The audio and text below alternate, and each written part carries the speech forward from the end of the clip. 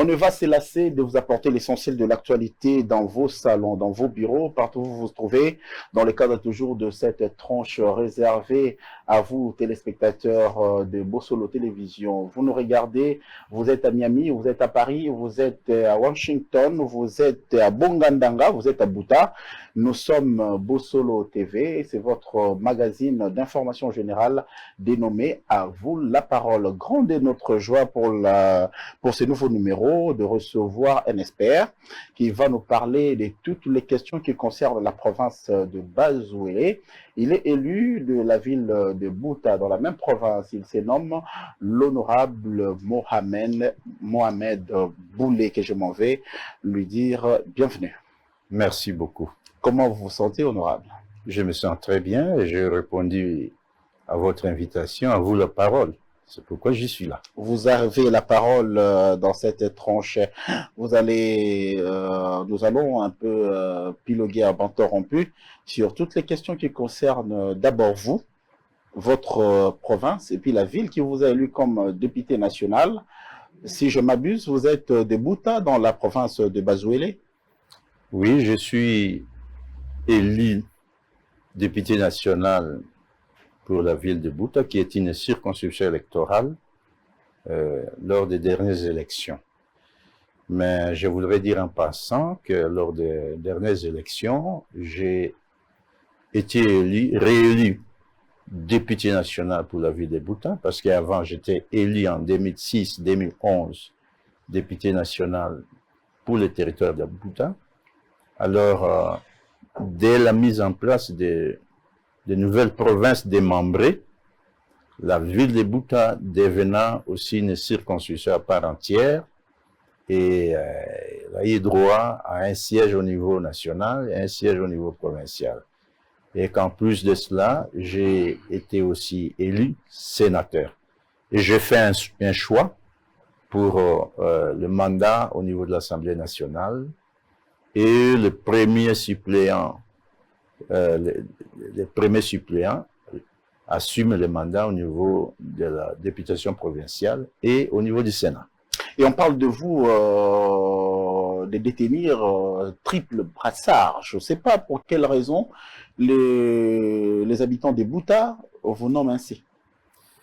Oui, tout simplement parce que j'ai été élu député provincial. Ensuite, j'ai été élu député national et enfin, élu aussi sénateur. Je ne suis pas le seul, et il y a aussi d'autres qui ont fait peut-être élu député provincial ou national. Il y a d'autres qui, au-delà d'être élu député provincial, député national et sénateur, et aussi élu gouverneur de province. Et donc, c'était quoi le management pour te retrouver à être élu 3 fois? La confiance, la sérénité ou la corruption? La corruption, en tout cas, moi, je ne me parlais pas de la corruption. Mais pourquoi un homme peut être élu à 3 sièges? Tout simplement. C'est quand même, ça dépasse l'ordinaire. Ça dépasse pas l'ordinaire. D'abord, la loi électorale elle-même, elle autorise. Ce n'est pas incompatible dans une même circonscription électorale que un candidat, bien sûr, avec l'investiture de son parti ou de son regroupement politique, puisse postuler à ces différents mandats. C'est ce que je fais pour le compte de mon parti et avec une stratégie bien acceptée par mon parti, le Mouvement de libération du Congo. Et donc, ce n'est pas incompatible qu'on le soit. Mais une fois qu'on est élu, après la validation du mandat, on fait un choix dans les 8 jours francs après la validation du mandat. C'est ce que je fais. Alors aujourd'hui, quand on voit la décentralisation qui a porté, le province de la RDC est parti de 11 à 26, vous êtes quand même quelqu'un qui voit d'un autre œil la situation géologique, politique de notre pays. Ça vous a enchanté de voir le pays être éclaté comme ça?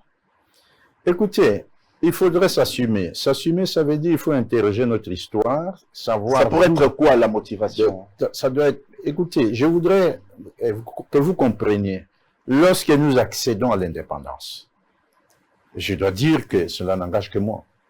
C'est la colonisation ratée et la décolonisation aussi ratée. Et au 30 juin, j'ai dit 30 juin 1960, et lorsque notre pays devient indépendant, alors on nous cède. La première constitution a été donnée parce que nous n'avions pas une chambre législative. C'est comme ça, cette loi est fondamentale.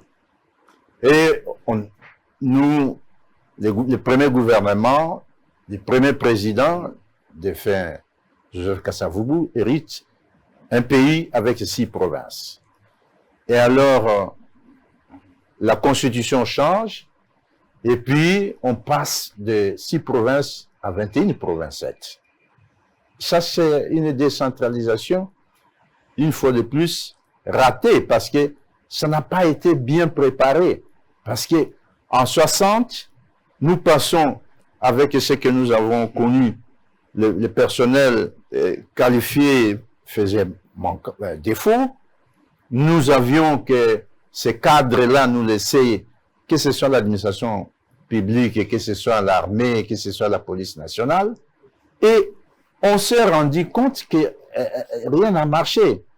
Et puis on est revenu, on s'est rabattu de 21 provinces à 13. Et puis à 9. Et puis finalement à 11 provinces.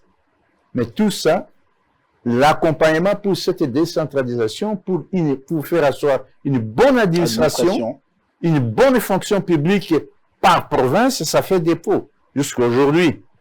Alors, parce que la province, il faut une bonne administration pour accompagner le pouvoir, l'exécutif, et il faut aussi une bonne administration au niveau des assemblées délibérantes pour accompagner la Chambre qui est précédente et pour contrôler le pouvoir exécutif provincial, tout comme au niveau national, le Parlement qui a ses rôles.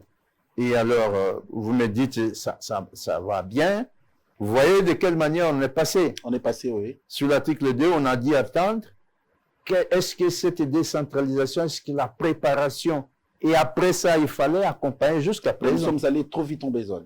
On est allé trop vite en besogne, et en telle enseigne que ce qui devait s'ajouter à cela, le cycle électoral, il n'y a jamais aucun cycle électoral qui est complété, parce que nous avons 6 scrutins au suffrage universel direct. 5 plutôt. Et 6, on devait aller jusqu'à faire asseoir les chambres délibérantes au niveau le plus bas, les chefferies sectaires, on remonte, communes et tout ça, mairie et finalement province. Et donc, jusqu'ici, on est en retard de compléter même les premiers cycles. Donc, d'où la nécessité d'organiser les élections municipales locales et locales.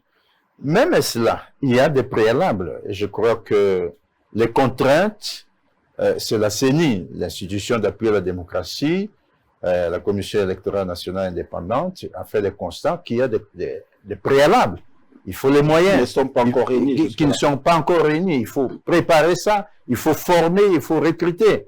Et en plus de cela, il faut, dans l'appareil judiciaire, le pouvoir judiciaire doit aussi faire sa part de responsabilité pour mettre en place les juridictions qui vont se charger des contentieux qui vont naître de ces élections. Alors, noble Mohamed Boulé, vous voyez la province de Bazouélé qui vous a vu naître, vous avez quelle vision après avoir raflé, après avoir travaillé dans toutes les institutions, je pense sur le plan sécuritaire.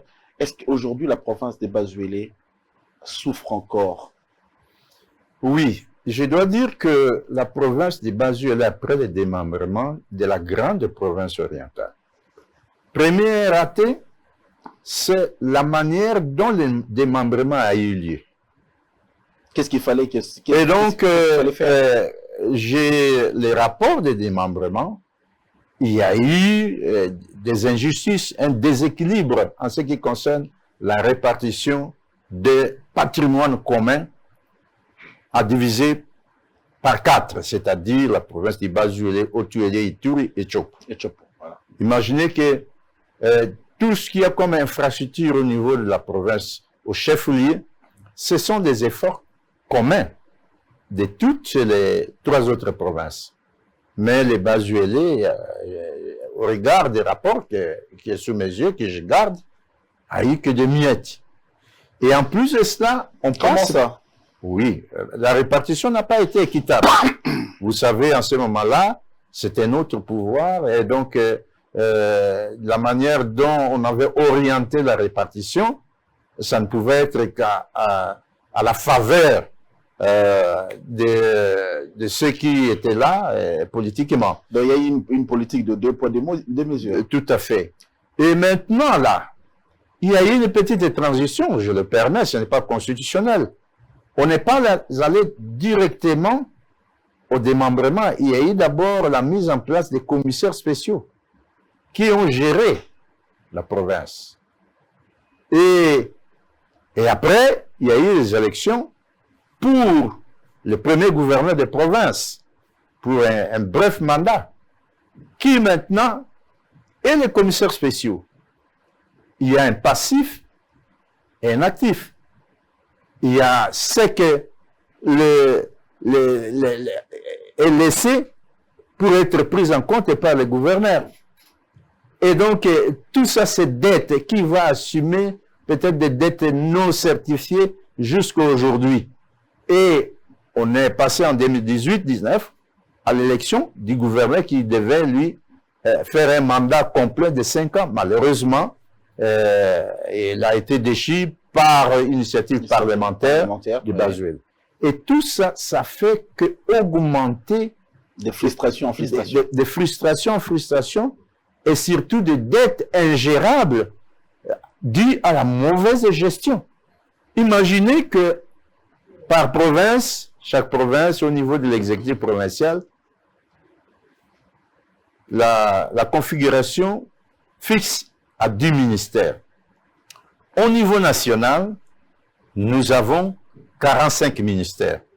Ça veut dire que ces 10 ministères doivent se répartir des responsabilités. Il faudrait qu'il y ait au niveau national une ordonnance, et peut-être s'il y en a que je n'ai pas pris connaissance, je m'en excuserai, pour fixer la configuration de manière identique pour toutes les provinces et de prendre en compte les relais pour être correspondant par rapport aux attributions, aux compétences exclusives, aux compétences concurrentes et aux compétences exclusives, pouvoir central et province, parce qu'il y a quand même des compétences concurrentes sur le pied de notre Constitution. Mais vous étiez au Sénat, il y a aussi ces problèmes-là de la caisse des péréquations qui peine à fonctionner. Justement, là, ça peine à être mis en œuvre. Voilà. Et pourtant, il y a des lois pour ça. Et tout ça vient ajouter les injustices. Et maintenant, imaginez, lorsque ces élections, les dernières élections de 2018 arrivent, par les us et coutumes parlementaires, je suis le doyen de tous les élus au niveau provincial, alors il me revenait à moi d'être donc désigné comme doyen pour conduire le bureau provisoire avec des missions spécifiques de d'abord validation des pouvoirs et proposer le règlement intérieur. C'est ce que nous avons fait. Alors, vous avez fait ce que vous devriez faire à ce moment-là. Aujourd'hui, si on voit la province des Bazuélés, avec tout ce que l'exécutif national a apporté, qu'est-ce que vous, ressortissants des Bazuélés, pourriez faire pour remonter la pente du développement de cette province? D'abord, il faut au niveau des institutions qu'il y ait un leadership modèle. Que vous n'avez pas encore eu depuis... C'est-à-dire, nous avons l'Assemblée provinciale... Bazuélé n'a jamais eu de leadership exemplaire, non, réel? Parce qu'il y a beaucoup de défaillances. Il faut qu'on se les dise. Bon, à un certain moment, depuis le commissaire spécial, en passant par le premier gouverneur, il y a eu beaucoup disons, de problèmes qui ont fait que même l'Assemblée provinciale a été scellée pour ne pas fonctionner. Il y a eu beaucoup de pesanteurs pour ça. Et le gouverneur de province est resté main libre pour gérer à sa manière. Mais lorsqu'on réhabilite, on rouvre l'Assemblée, les problèmes ne sont pas résolus. Et c'est de la même manière avec l'autre gouverneur, l'Assemblée provinciale faisant son travail, avec des pesanteurs, avec des malversations financières avérées et démontrées par les initiatives parlementaires, et avec toute cette gymnastique, parce que même si le gouverneur est mis en accusation, il a droit de venir présenter ses moyens de défense. C'est ce qui n'était pas le cas à 2 reprises, et maintenant, le gouverneur est déchu. Actuellement, c'est le ministre précédent qui assume l'intérim du gouverneur jusqu'aux élections prévues d'ici le 6 avril. En parlant de ces élections du 6 avril, on a vu la communication de la Commission électorale nationale indépendante. Le Bas-Zoulé est retenu parmi les provinces qui vont concourir à ces élections. Mais le profil robot de la personne qui doit piloter aux destinées de cette province pourrait être quoi, à votre avis? De toute façon, il ne faudrait pas parler d'abord de profil robot. Il faut revenir dans la loi électorale et aussi la Constitution. Parce que c'est l'homme qui doit gérer. Oui, c'est l'homme qui doit gérer. Les critères sont là. Les problèmes dont vous parlez, les profils robots dont vous parlez tirent ses origines à partir du code de bonne conduite de l'agent public de l'État. Voilà. Le gouverneur est agent public de l'État. Le chef de l'État aussi jusqu'au huissier. L'éthique, on en parle. Et puis les capacités, les compétences professionnelles, on en parle. Comment on doit gérer. Et ce n'est pas une cuisine interne. Et donc l'éthique, les portraits robots dont vous parlez, c'est quelqu'un qui doit mettre en application pour servir les autres et observer scrupuleusement les textes allant de la Constitution jusqu'à la loi portant à principes fondamentaux de libre administration des provinces, ainsi que les autres. Est-ce qu'il est là? Est-ce qu'il existe cet homme-là, à votre avis? Mais il doit exister. On doit, puis si on est, écoutez, lorsque... Parce que la province a... Le problème, c'est celui-ci. Il y a un ancien secrétaire d'État américain, Henry Kissinger, qui disait que lorsque on devient homme d'État pour assumer des fonctions de haute responsabilité, on ne vient pas pour apprendre. On va pour mettre à l'expérience de ce qu'on est capable de faire et servir les autres. On ne va pas pour se servir. C'est ça le problème.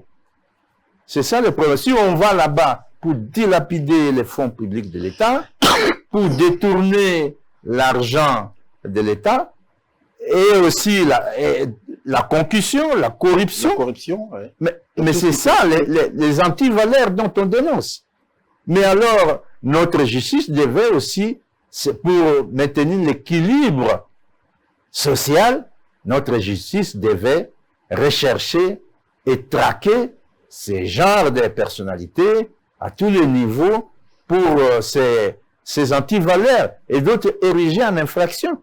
J'ai suivi même dans le mercurial des procureurs généraux après la Cour constitutionnelle, même les procureurs généraux après la Cour de cassation, ils sont revenus sur le problème de corruption. Et je crois qu'au niveau des les procureurs dans ce mercurial, il a même dit proposer qu'il faudrait que on puisse renforcer l'arsenal juridique et la loi électorale pour que l'infraction sur la corruption devienne imprescriptible. Et je crois que c'est cela, le remède. Alors aujourd'hui, Bas-Zoulé va affronter de nouvelles élections qui concernent 14 provinces, oui. Mais on ne va pas rentrer dans cette histoire des mots d'ordre politique parce que vous représentez un parti politique qui est le Mouvement de libération du Congo. Aujourd'hui, puisque vous voulez une personne qui a une probité morale avérée, mais si le parti politique dont vous appartenez et d'autres formations politiques donnaient un mot d'ordre et qu'on s'est retrouvé avec quelqu'un qui n'a pas d'expérience, dont vous décriez d'un stagiaire à la tête d'une province qui a besoin de se développer. Les mots d'ordre dont vous parlez ne s'invitent pas pour nos discussions à des bateaux rompus. D'abord, il faut partir d'un système. C'est le cas le plus fréquent. Mais oui, le cas le plus fréquent. Vous savez que la majorité... là, on oublie tout ce que la majorité a basculé. Depuis, maintenant, nous avons l'Union sacrée. L'Union sacrée, sur les 14 provinces. Vous êtes dedans, hein? Nous sommes dedans. de manière, la méthodologie, l'approche qui serait, c'est de voir, parce que nous connaissons de quelle manière les élections se sont déroulées.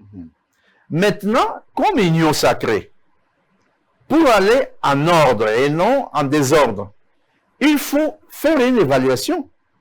Savoir dans cette province quel est l'ancrage des partis de l'union sacrée qui ont eu des sièges au niveau provincial. Et à partir de là, voir quelles sont les chances. Pour nous, dans les Bazuélés, nous avons 17 députés provinciaux élus, plus un coopté, ça fait dire 18. Et pour toutes ces circoncisions, il y a des circoncisions à uninominal, c'est-à-dire un seul siège. C'est comme la ville de Bouta, au niveau national et provincial, le territoire de Bouta, au niveau national et provincial, le territoire d'Ango, au niveau provincial et national. Par contre, le territoire de Bambessa a un siège uninominal au niveau national, 2 sièges plurinominal au niveau provincial, le territoire d'à côté. Donc, tous les territoires, toutes les circonscriptions, y compris la ville de Bouta, n'ont que des sièges uninominaux en ce qui concerne les législatives nationales. Par contre, maintenant, au niveau provincial, Aketi a 3 sièges, Poko 4 sièges et Bondo 5 sièges, plus un siège à coopter parmi les chefs coutumiers, mais l'actuel qui est coopté est aussi du territoire de Bondo. Maintenant, il faudrait que, par un mécanisme de concertation, de compromis, de concession, l'union sacrée, à travers la coordination, puisse voir quelle stratégie, quelle méthodologie adopter pour les élections à venir. Et je crois que c'est ce qui est en train d'être fait et que pour ne pas qu'on se présente de manière désordonnée. Parce qu'après les élections, autre chose, il faudrait qu'on en parle. Parce que lorsqu'on est allé aux élections, il y avait 650 partis politiques. 650 partis politiques. Et 77 regroupements politiques, tels que renseignés et publiés au journal officiel. Après les élections, circonscription par circonscription, pour le moment, le statut des Bazuélés, je parle des Bazuélés en ce qui concerne les législatives provinciales, il n'y a eu que 5 partis politiques qui ont eu des élus et 5 regroupements politiques. Dans ces regroupements politiques, il y a d'autres regroupements politiques à plus de 100 partis politiques, à plus de trentaine de partis politiques. C'est comme des paniers à crabe. Mais tout ça là, vous voyez, maintenant, et lorsque, dans l'ensemble de l'Assemblée nationale, c'est 11 partis politiques qui sont allés aux élections comme partis politiques et qui ont atteint le seuil et qui ont eu des élus au niveau national, dont le MLC, mon parti politique. Et le reste, maintenant, c'est 23 regroupements politiques sur 77 qui totalisent 232 partis politiques. Faites le calcul, 232 plus 11, et vous faites la différence des 650 partis politiques, vous allez comprendre qu'il y a des partis politiques et d'autres qui sont là, bon, amène-moi et tout ça, des choses. Et pour le moment, ce qui va se passer là-bas, ça va concerner les 5 partis politiques et les 5 regroupements politiques qui ont des élus dans cette assemblée provinciale. Alors, le MLC est représenté à quel nombre au niveau de l'assemblée provinciale? Le MLC est majorité parce qu'il a 2 sièges au niveau provincial.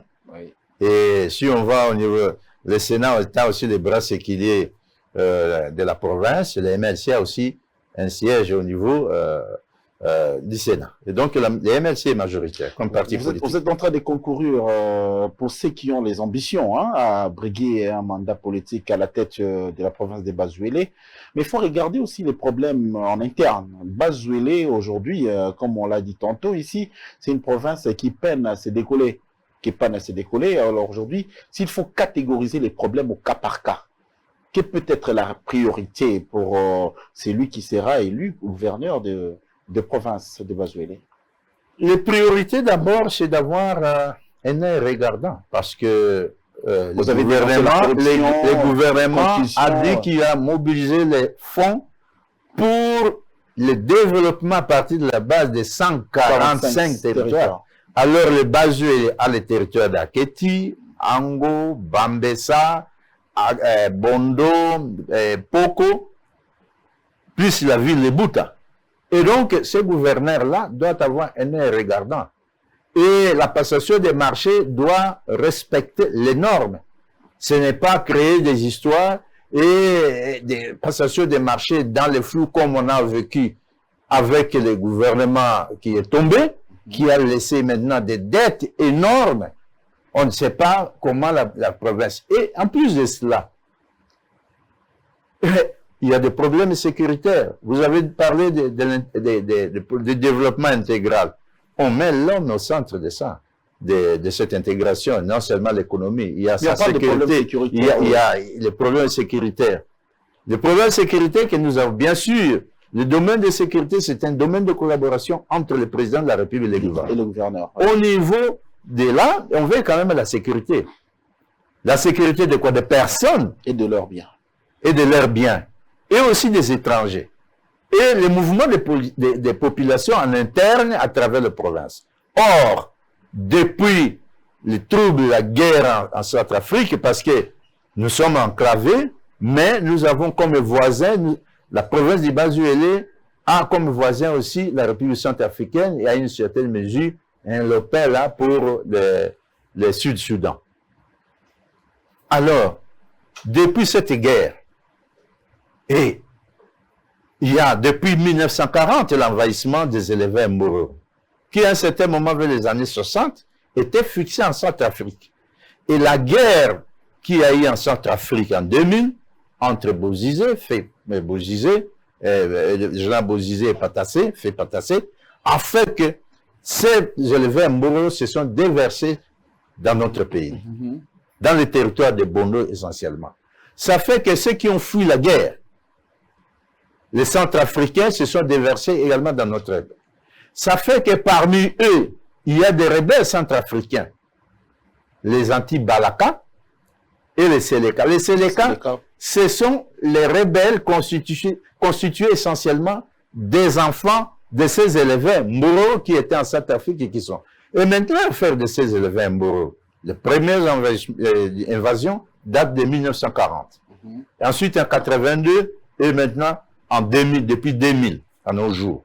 Ça concerne 17 pays d'Afrique de l'Ouest, dont l'essentiel ce sont les Tchadiens, les Soudanais et les Centrafricains, qui sont dans notre pays. Et nous comprenons les capacités au niveau des forces de défense et des forces de l'ordre pour contenir ces mouvements migratoires juste aux frontières.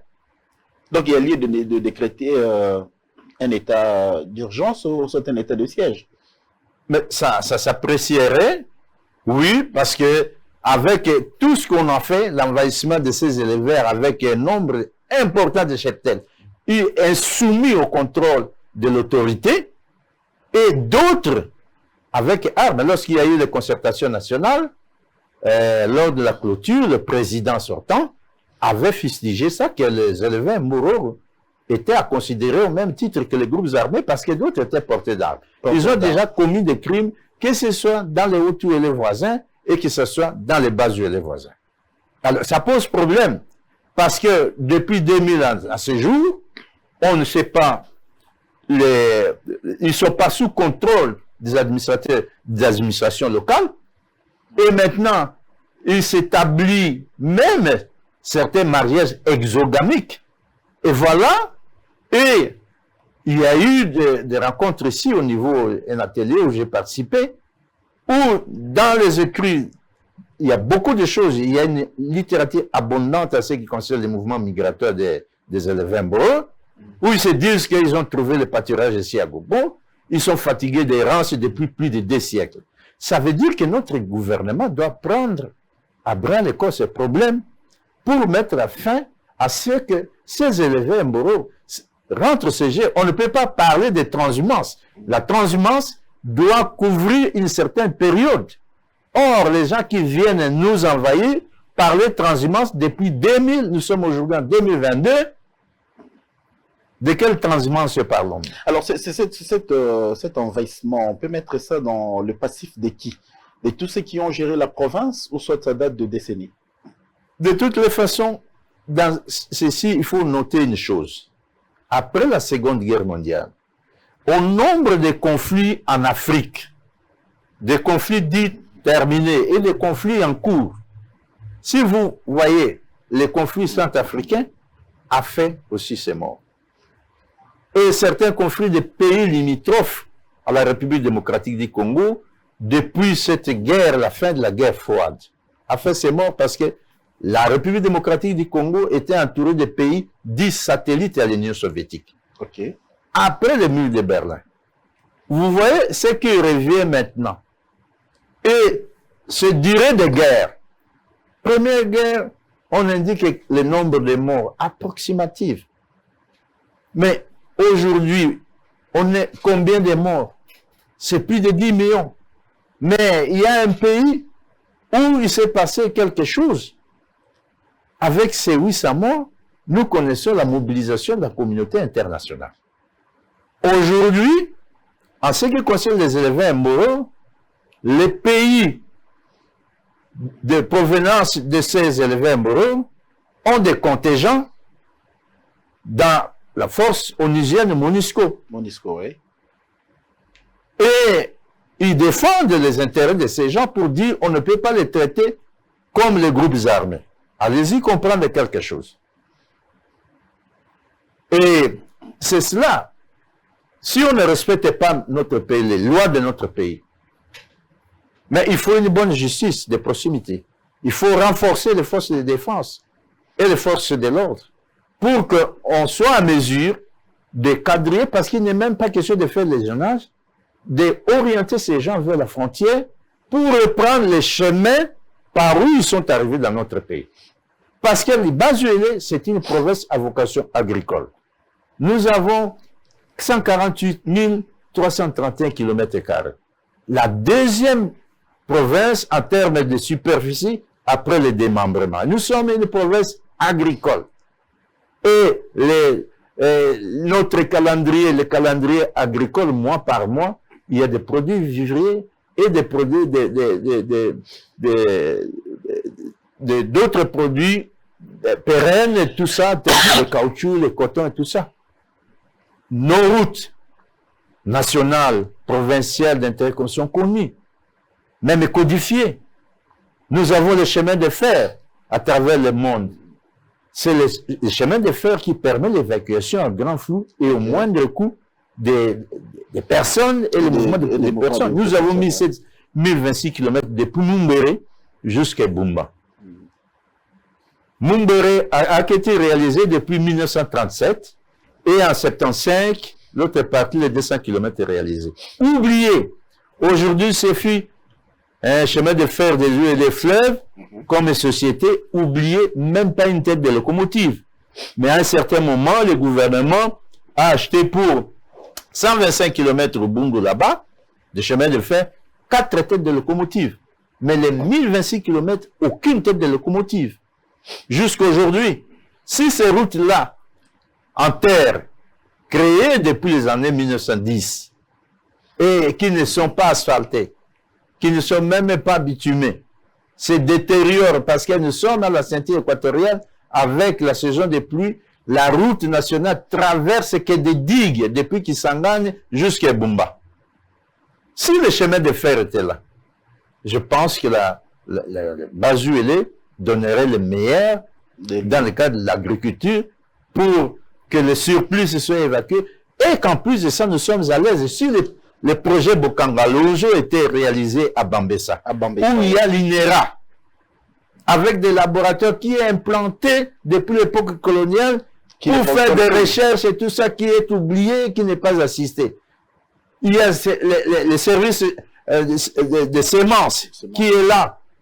Mais la population peine pour avoir les semences améliorées, pour avoir un encadrement, pour avoir un plan directeur permettant la mise en œuvre des programmes agricoles. Nous avons 2 saisons, saison de pluie et saison sèche. Si ces projets-là de Bokangalonzo était réalisé dans les Bazuélé avec les concours de l'INERA, on n'aurait pas connu ce qui est la débâcle ici, comme on l'appelle. Alors, monsieur Mohamed Boulay, vous avez étalé la situation socio-économique et puis sécuritaire de Bazuélé. Aujourd'hui, nous parlons des 145 territoires. C'est un programme initié par le président de la République, Félix-Antoine Tshisekedi Tshilombo. Pensez-vous qu'avec tout ce que vous venez d'évoquer tantôt, le Bazuélé, s'il se met à peu d'œuvre, il y aura des ressorts? Il faudrait qu'au niveau du gouvernement central, le ministère du Plan, j'ai suivi ça, je ne suis pas encore en possession de ça, il faudrait une bonne planification. Donc, jusqu'il n'y a pas de planification. Bon, je ne sais pas, certainement au niveau national, en province, ce n'est pas encore arrivé. Il faudrait qu'au niveau national, parce que c'est le gouvernement qui finance, il faudrait que tout parte d'ici pour là-bas, pour qu'on sache qu'est-ce qu'il faut. Chaque territoire, il faut prendre en compte l'éducation, la santé, priorité. Nous avons des infrastructures laissées par depuis la colonisation. Il ne suffit pas aujourd'hui de construire. Il faut réhabiliter, il faut équiper. Parce que les derniers équipements, les derniers lits, datent des années 50. Il n'est pas question pour nos 11 zones de santé d'aller construire. Il faut maintenant orienter les acquisitions des équipements et du matériel pour permettre à ces zones de santé, à ces aires de santé, la prise en charge médicale, surtout avec la pandémie de Covid-19. Vous savez aussi que, heureusement, c'est grâce aux infirmiers qu'on a pu maîtriser l'épicentre d'Ebola qui s'était déclaré chez nous dans la zone de santé de l'Ikati. C'est important. Et prendre en compte tout cela. Oui, aussi, la mobilité. Ces voies d'accès, ces routes-là de dessert agricoles, oui. Il y a des barges ou des barges à l'époque, à Kisangani, il y avait un centre pour le montage des choses, la fabrication des bacs et tout ça, mais qui ne fonctionne plus à 100%, mais je ne sais pas si c'est même à 10%. À Bandundu, c'était la même chose. Et ici, à Mbandaka. Alors que nous avons plus de 500 ou 1000 ponts qu'il faut remplacer. Et des bacs qui ne répondent pas aux normes, mais nous sommes membres de la SADC. La SADC veut que le pont ait une charge maximale de 60 tonnes au passage des véhicules qui ne puissent pas. S'il y a eu des ponts qui se sont écroulés vers l'Ituri là-bas, mais ce sont des ponts de 25 tonnes. Et alors les camions qui chargent plus de 50, 70 tonnes qui arrivent sans décharger, on connaît la suite. Nous, dans les Bazuélé, on a besoin de bacs. Et le nombre de bacs dont on a besoin est connu. Et donc la province, je crois que le gouverneur, lorsqu'il y a tenu une réunion de conférence de gouverneurs, c'était à l'occasion que le gouverneur doit amener la matière pour faire ses propositions et fixer des priorités. Je rappelle aux téléspectateurs que nous recevons sur ce plateau, l'honorable Boulay Mohamed, il est élu des Bouta dans la province des Bazuélé. Mais on attend parler aussi de vous, hein, que vous avez une formation militaire.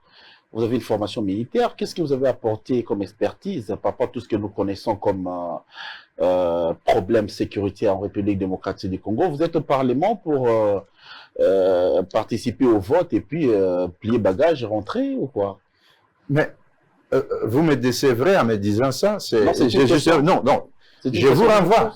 Parce que je suis élu. Votre expérience ne profite à rien. Oui. Mon expérience au niveau national. Première législature, j'étais le rapporteur de la Commission de défense et sécurité. Mon expertise, 38 ans à l'armée, général à la retraite, donc général honoraire. Et la plus haute fonction que j'ai occupée, c'était le vice-ministre à la Défense. Mais on ne vous a pas senti dans cette histoire d'état de siège quand ça a été décrété. Ah bon? Votre aperçu de l'état de siège était quoi? Mais je suis déçu que vous me dites ça. Non, c'est une question. Je suis intervenu plusieurs fois. À chaque fois qu'il y a prorogation, j'interviens. Écoutez, nous sommes au niveau de l'Assemblée nationale. Votre aperçu sur l'état de siège C'est quoi quand vous voyez... Mais l'aperçu, mon point de vue ne peut pas être individuel. Nous sommes liés. L'état de siège, on a fait l'évaluation. On a eu à auditionner certains membres du gouvernement. Il y a eu des recommandations prises, adoptées par la plénière, envoyées au gouvernement pour faire améliorer les conditions pour que les opérations se déroulent correctement. Et donc, je ne peux pas, moi, comme individu, dire faisons ça. Nous sommes liés. Vous avez suivi ça et je suis l'invité de la radio Okapi plusieurs fois pour parler de ce problème de l'état de siège. Tout le monde voudrait que on y mette fin, on requalifie tout ça. Mais en requalifiant, on s'arrêterait à mi-chemin avec tout ce qui arrive. Maintenant, il y a des opérations mutualisées. Mutualisées, oui, oui. Et alors, on veut que, tant qu'il n'y a pas la paix, tant qu'on n'aura pas éradiqué complètement ces groupes armés, ces terroristes, il y a eu des arrestations. Lorsque maintenant l'affaire est en justice, on ne peut pas en parler. C'est assez grave. Vous savez que ces terroristes qui sont là depuis plus de 25 ans, 20 ans même, 20-25 ans, qui continuent à tuer. Va-t-on aujourd'hui dire non, on remet les choses comme auparavant, on met fin à l'état de siège, et donc ce sera irresponsable. Là, pour des années, la province de Nord Kivu et de l'Ituri resterait une zone militarisée aussi longtemps. On n'aura pas de solution à ces problèmes d'état de siège. Mais vous voulez parler en même temps, ne faisons pas l'amalgame. Parce que si vous voulez qu'on parle de ces problèmes d'état de siège, je suis disposé que vous m'invitiez pour qu'on parle uniquement de l'état de siège. J'aimerais juste que votre expertise... L'expertise, nous l'avons démontré à travers les recommandations qui ont été adoptées par l'Assemblée. Nous avons mis notre contribution dans cela. Ce qu'il faut faire. Et on a envoyé ça au gouvernement. Et dans ce qu'il faut faire, il faut rester dans l'état des sièges. Aussi longtemps, il n'y aura pas de cessation des hostilités. Ça, c'est vous qui le dites. La question que je pose à Honorable Boulet. Non, ça, c'est vous qui le dites. Nous avons démontré qu'il est irresponsable de dire on met fin à l'état de siège. Il y a des avancées significatives. Il y a des opérations mutualisées. Et à chaque fois qu'on vient faire la prorogation doit s'accompagner du bilan de l'économie justifiant, voici, il y a 15 jours, quand nous sommes venus ici pour la prorogation, l'évolution sur les terres, voici les bilans. On donne ça. Il y a d'autres histoires qui ne méritaient pas d'être traitées comme ça en public. Il y a la procédure, il y a les mécanismes et la méthode pour faire l'approche et l'audition en commission. C'est cela. Donc, personnellement, vous êtes satisfait de la manière dont les choses évoluent sur le terrain? Vous me dites, je suis satisfait, vous savez, l'armée, écoutez, l'armée a ses principes. Nous avons plusieurs structures. La structure politico-militaire du Conseil supérieur de défense, qui fait l'évaluation du degré opérationnel des troupes qui sont au front. Comment voulez-vous que je mette des avis sur quelque chose dont je n'ai pas tous les paramètres? Quand bien même je les aurai, ce n'est pas sur le plateau que je peux le faire. Honorable Boule Mohamed, vous étiez notre invité d'Avoue de la Parole, le magazine qui a accepté vous recevoir pour parler de la province de Bazouélé et de votre expérience militaire et de tout ce que vous avez comme vision de cette province et de la personne que vous attendez pour piloter la destinée de cette province qui a besoin d'un développement intégral. C'était avec un grand plaisir. Peut-être un mot de la fin pour clôturer. Un mot de la fin, il faudrait que le gouverneur attendu sache qu'il a des responsabilités. D'abord, c'est constitutionnel, sur le pied de certaines dispositions comme compétences exclusives. Et maintenant, à 2 ans des élections, cette année, c'est consacré au développement des entités de base, des 145 territoires, dont les 6 territoires du Bazouélé plus la ville de Bouta. Il faudrait qu'il ait en présence de son devoir de redevabilité.